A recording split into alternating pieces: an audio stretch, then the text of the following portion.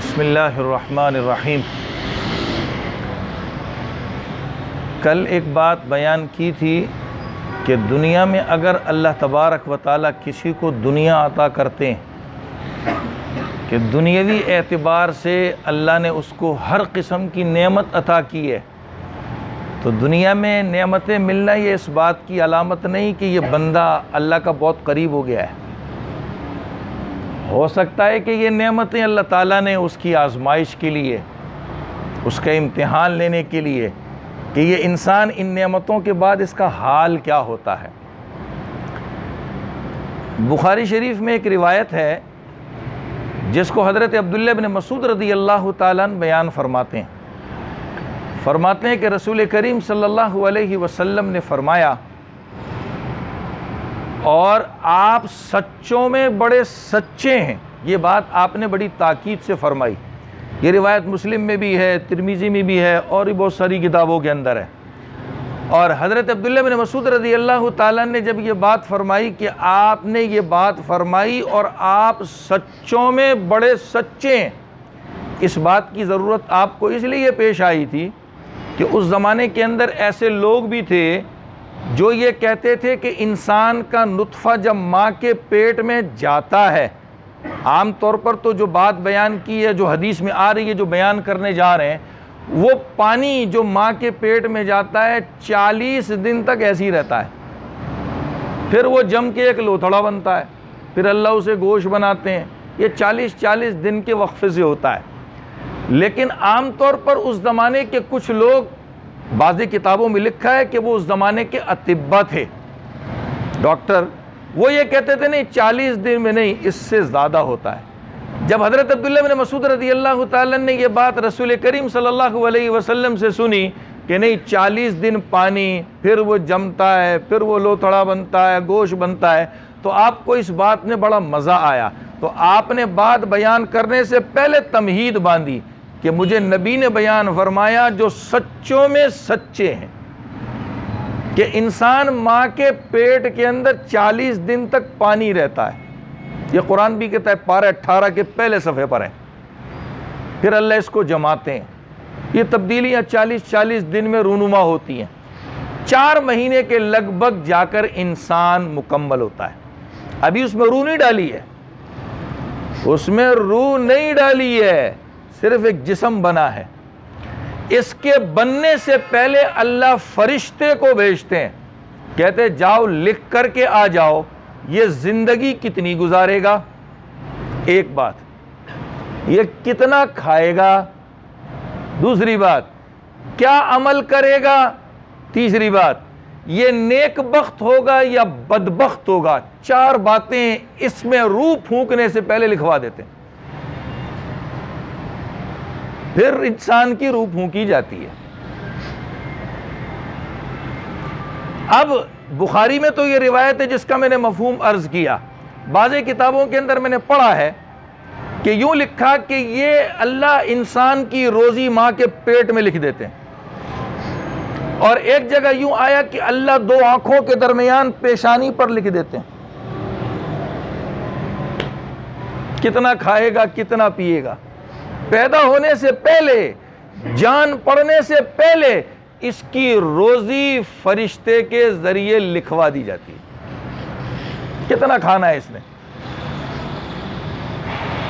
कल की बात कि दुनिया के अंदर माल मिलना ये अल्लाह के करीब होने की अलामत नहीं।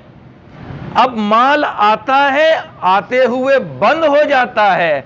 अब हमारी जबान पे क्या, किसी ने बंदिश करा दी है, काला करा दिया है, पीला करा दिया है, रोजी आती हुई रुक गई है। सवाल यह है, जो रोजी अल्लाह माँ के पेट में लिखवा रहा है, ये जादू करने वाले, ये काला पीला करने वाले अल्लाह की उस तकदीर तक पहुंच गए। सोचना ये है हम लोगों ने।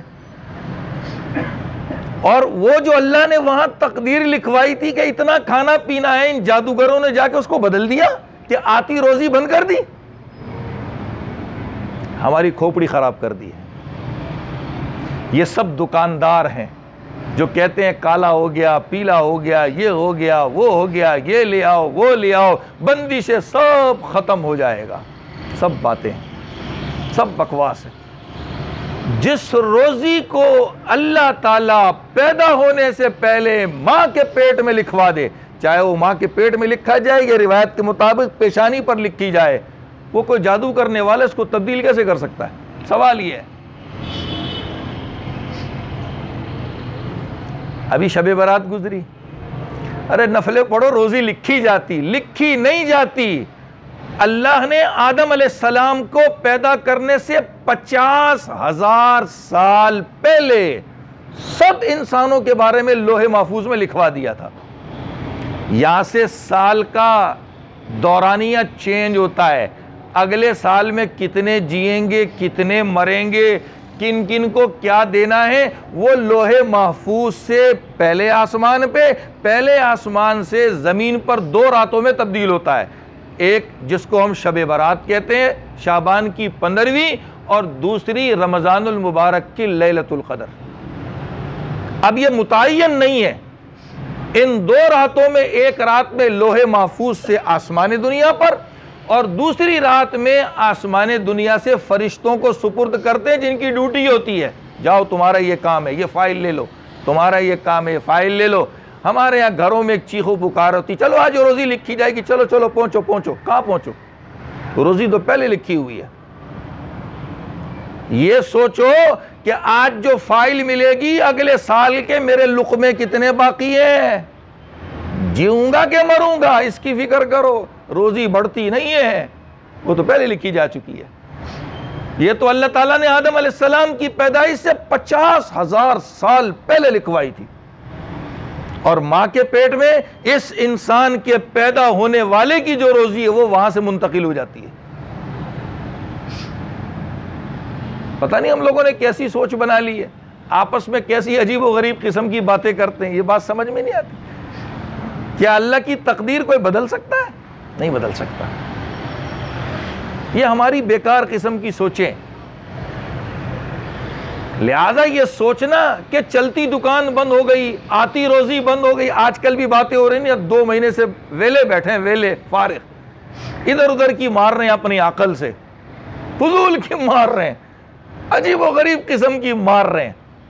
लेकिन ये क्यों नहीं सोच रहे कि चलती दुकान बंद हो गई, स्टॉक किया हुआ माल है मगर बिकने को तैयार नहीं है, ये होता क्या है? ये है असल समझना। देखिए पारे 27 में अल्लाह ने फरमाया कि इंसान और जिन्नात की पैदाइश इबादत के लिए की। अल्लाह कुरान में फरमा रहे हैं, पारे 27 सूरह ज़ारियात, इंसान और जिन्नात की पैदाइश ये इबादत के लिए की है। अब मैं इसको आज मिसाल से समझाता हूँ, इंशाअल्लाह बात समझ आ जाएगी। मुझे सरमाया मिल गया, मुझे बिजनेस करना है, चाहे दुकान लगानी है या फैक्ट्री लगानी है, कुछ भी करूँ, मैं बड़ा एहतिमाम करता हूँ, कुरान खानी भी करवाऊँगा, बच्चे भी बुला के लाऊँगा, कुरान भी पढ़वाऊँगा, मिठाई भी तकसीम करूँगा, खाना भी खिलाऊँगा। अब दुकान लग गई, माल आना शुरू हुआ, सबसे पहले 5 नमाजों में डंडियाँ मारूँगा। खोलने से पहले बाबों के पास भी जाता हूँ, एक तावीज़ दे दो वहाँ लगाऊंगा, एक नक्श दे दो वहाँ लगाऊंगा, कुरान खानी भी करवाऊंगा, ये भी करूंगा। अब देखा पैसा आना शुरू हो गया, अब 5 नमाजों से गायब। पढ़ी, ज़ोहर असर एक साथ पढ़ ली, असर मगरिब एक साथ पढ़ ली, फजर तो माशाल्लाह बिस्तर में होती है, जब रोज़ी तकसीम होती है सुबह, अल्लाह बरकतें बरसाते तो माशाल्लाह सो रहे होते। सुबह का जो वक्त है, नबी अलैहिस्सलाम ने इसके लिए बरकत की दुआ मांगी है, हम उल्टे पड़े सो रहे होते।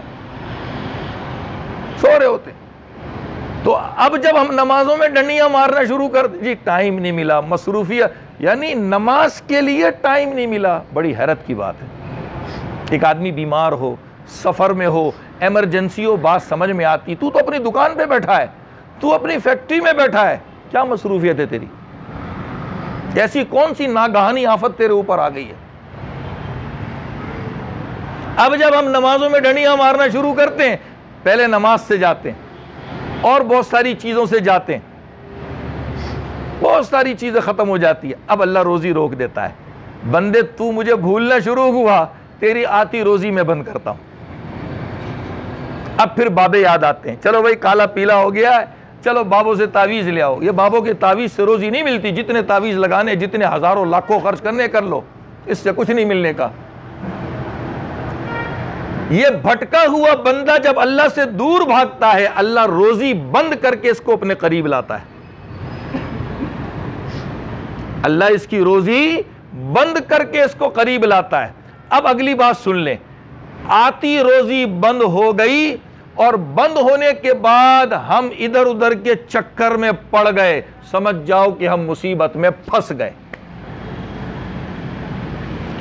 आती रोजी बंद हो गई और बंद होने के बाद अल्लाह के हुजूर मेरे हाथ उठ गए। अल्लाह पहले भी तू ही देता था, अब भी तूने ही बंद की है, आइंदा भी तू ही देगा। समझ जाओ अल्लाह ने अपनी रहमत के दरवाजे खोल दिए। इतना सोचना है बस। आती रोजी बंद होने के बाद आज के जमाने में काला हो गया, पीला हो गया, बाबों के पास चलो, इधर चलो, उधर चलो, इधर उधर की बातें। बहुत से लोग कहते हैं ना अल्लाह को आजमाने के लिए मैं ही मिला था। किताबों में लिखा है शायद ऐसे अल्फाज कहने से काफिर भी हो जाता है।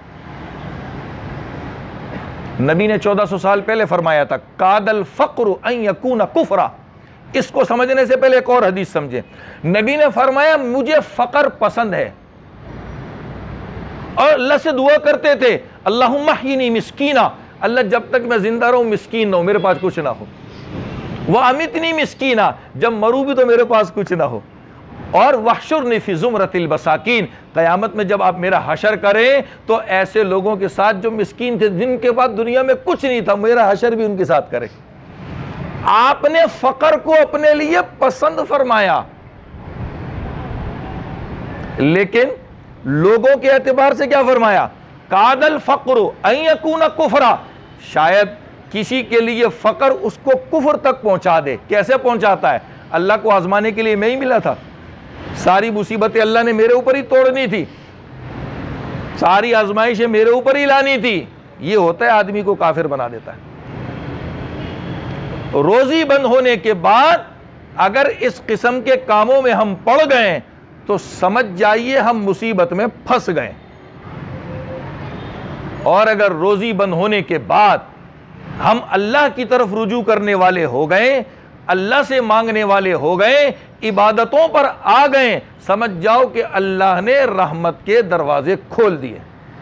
अल्लाह देगा, फिर जल्दी नहीं, बदेर सही, लेकिन देगा जरूर इंशाअल्लाह। वो भूखा नहीं मारता किसी को, वो भूखा नहीं मारता किसी को। ये हमारी सोच है, हम अपनी सोच के एतबार से इधर उधर की हाँकने लग जाते हैं।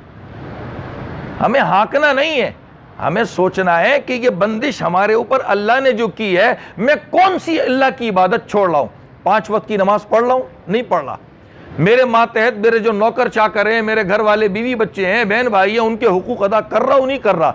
देखे मैं कहां डंडी मार रहा हूं, जहां डंडी मार रहा हूं समझ जाए उसी की वजह से मेरी रोजी तंग की जा रही है। उसकी इस्लाह कर ले, अल्लाह रोजी के दरवाजे फिर खोल देता है। वरना ये तावीज़ गंडे करने वाले, ये करने वाले जो रोजी अल्लाह पैदा होने से पहले लिखवा देते हैं, ये वहां तक पहुंचे कैसे?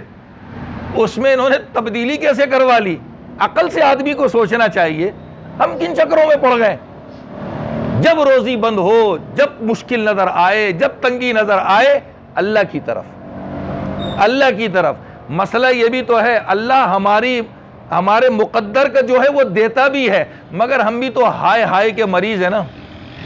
अभी मैंने एक छोटी सी दुकान लगाई है, अल्लाह ताला ने उसको चला दिया, बरकत की रोजी मेरे पास आ रही है। अगली रात से पहले सोचता है ये 4 कब हो जाए। ये नहीं सोचता कि अल्लाह ने इज्जत की एक दी है, अल्लाह मेरी सारी ज़रूरतें पूरी कर रहा है, मुझे किसी के सामने हाथ फैलाने की ज़रूरत नहीं है। अल्लाह से ये दुआ करे अल्लाह मुझे बरकतें दे। अगली दुआ क्या होती है? अल्लाह इनको 4 दुकानें कर दे, अल्लाह इसको 10 दुकानें कर दे। अल्लाह से कसरत नहीं मांगो, गिनती मत मांगो, अल्लाह से बरकत मांगो। अल्लाह से गिनती मत मांगो, अल्लाह से बरकत मांगो। गिनती मांगोगे खुद बच जाओगे। अल्लाह से बरकत मांगो। अब हमारी सोच बदल जाती है। जहां एक दुकान चलने लग गई, एक फैक्ट्री चलने लग गई, बस हमारी सोचें बदलना शुरू। खाना पीना हराम, ब्लड प्रेशर के मरीज गोलियां खा खा के सो रहे। ओ भाई, तुझे किसने कहा इतना सोच? अल्लाह तुझे इज्जत की बरकत की दे रहा है, उसी पे गुजारा कर। अल्लाह इसमें इतनी बरकत देगा तू सोच भी नहीं सकता, सोच भी नहीं सकता, इतनी बरकत देगा। हजरत अबू हुरैरा रज़ी अल्लाह ताला अन्हु फरमाते हैं, एक मौके पर रसूल करीम सल्लल्लाहु अलैहि वसल्लम ने मुझे एक थैली दी खजूर की, छोटी सी। अब उसको अगली बात से सोचिए कितनी बड़ी होगी। कहा जो मुझे थैली दी तो मैंने उसको अपनी कमर में बांध लिया, जैसे धोती पहनते ना, फंसा लेते कपड़ा, ऐसे मैंने उसको कमर में बांध लिया। अब अंदाजा करो कि कितनी बड़ी थैली होगी वो। नबी ने फरमाया था, इसको खोलना नहीं, तुझे जरूरत पड़े हाथ डाल के निकालते रहना और खाते रहना। तुझे जरूरत पड़े हाथ डाल के इसमें से निकालते रहना और खाते रहना, इसको खोलना नहीं। हजरत अबू हुरैरा रज़ी अल्लाह ताला अन्हु फरमाते, एक अरसे तक मैं उससे खजूरें खाता रहा, इत्तेफाक से मेरे से वो गुम हो गई। उसके बाद वो बरकतें खत्म हो गई। इसको कहते हैं बरकत। जब जरूरत पड़ती है अल्लाह उससे मेरी जरूरत पूरी कर दे, ये इंसान की रोजी काफी होती है। हम कहते हैं नहीं, हाय हाय हाय हाय ये भी आए, हलाल हराम की तमीज खत्म हो जाती है। गालिबन हकीम लुक़मान रहमहुल्लाह की तरफ एक बात मंसूब है, कहते हैं जब इंसान के ऊपर फकर आता है, फकर वो मुरझा जाता है, वो मुरझा जाता है और अपने आप को कमतर समझने लगता है। कहा जिसको अल्लाह ताला बरकत की हलाल रोजी दे दे, उसके चेहरे पर एक चमक आ जाती है। और अगला फायदा कि उसका ईमान सही सालिम रहता है, महफूज रहता है। उसके चेहरे पे रौनक आती है और उसका ईमान जो है वो सही सालिम रहता है, ईमान बच जाता है, दीन बच जाता है। आज हम जो हराम हलाल की तमीज छोड़कर दुनिया जमा कर रहे हैं, तो हम तो वक्त से पहले पूरा जिस्म हमारा मुरझा जाता है। क्यों? शुगर के मर्ज में लग गए, ढीले ढाले हो गए, पूरे दिन खाने से ज्यादा गोलियां खा रहे हैं, हार्ट पेशेंट हो गए, ब्लड प्रेशर के मरीज हो गए। ये क्यों है? जब दुनिया में इंसान घुसता है, दुनिया की फिक्र दिमाग पर सवार हो जाती है, ये सारी बीमारियां सिमट के आ जाती है,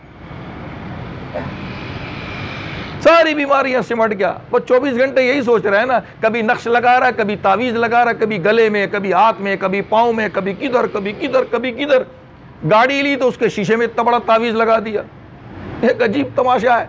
जैसे वो बकरीद में गाय बैले लेके आते हैं ना, कोई उस पर झालर डालता है, कोई कपड़े डालता है, कोई उसके पाँव में घुंघरू डालता है, कोई क्या डालता है। हम खुद ऐसे बने होते हैं, फिर ऐसा लगता है हम बकरीद के बैल हैं, हमारे गलों में कुछ है, हाथों में कुछ है, पाँव में कुछ है। क्या है जी? रोजी बंद हो गई। रोजी बंद नहीं हुई, तू अल्लाह की इबादत से दूर हुआ, अल्लाह ने तेरे को एक मौका दिखा दिया। कितना भागेगा? आजा पलट के मेरी तरफ फिर, आजा पलट के मेरी तरफ फिर। दुनिया की कोई ताकत तेरी आती रोजी को बंद नहीं कर सकता। अगर बंद कर सकता है, मुस्नद अहमद की रिवायत है, रसूल करीम सल्लल्लाहु अलैहि वसल्लम ने फरमाया, इंसान रोजी से महरूम होता है गुनाहों की वजह से। यह ताकत इंसान की रोजी बंद करती है। बाकी कोई जादूगर, कोई कुछ करने वाला इंसान की रोजी बंद नहीं कर सकता। रसूल करीम सल्लल्लाहु अलैहि वसल्लम ने फरमाया, इंसान रोजी से महरूम क्यों होता है? गुनाहों की वजह से। यह पावर है, यह पावर है जो इंसान की रोजी को बंद करती है। अल्लाह ताला हमें सही समझ अता फरमा दे, हम सबको ऐसी रोजी दे जो बरकतों वाली हो, जो हमारे दीन को सालिम रखने वाली हो और हम उस पर शुक्र अदा करने वाले हों। अल्लाह हम सबको अमल की तौफीक दे दे।